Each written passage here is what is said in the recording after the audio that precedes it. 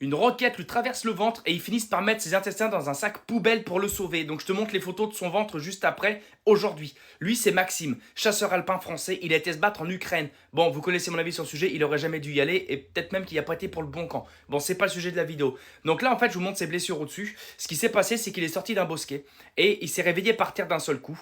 Bien sûr, il pouvait plus bouger au niveau du bas du dos parce que du corps, pardon, parce que la roquette l'a frappé au niveau du flanc et est ressortie de l'autre côté, mais elle a explosé plus loin. Et du coup, lui, il voulait, pensant que c'était mort, le coccyx explosé, des os partout. Il voulait se mettre une balle pour se finir, pensant qu'il était mort. Mais des Ukrainiens sont venus pour le sauver, de courageux Ukrainiens.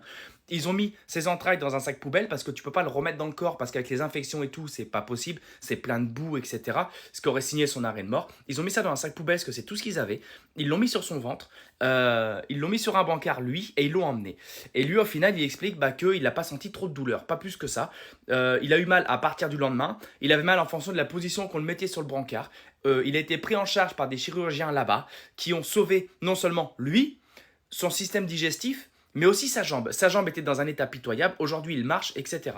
C'est incroyable d'histoires comme ça, mais comme quoi la guerre, c'est pas des lol, comme on dit. La guerre, c'est pas des lol. Aller se battre pour Macron et pour Zelensky, risquer de mourir, moi je comprends pas. Mais enfin bon, ça, c'est de l'idéologie après. En tout cas, respect à lui d'avoir été sur le front. Faut un courage exceptionnel. Aujourd'hui, il est en rémission. Je ne sais pas ce qu'il pense toujours de cette histoire de Russes et d'Ukrainiens. En tout cas, il a survécu. Bravo à lui et ça force le respect.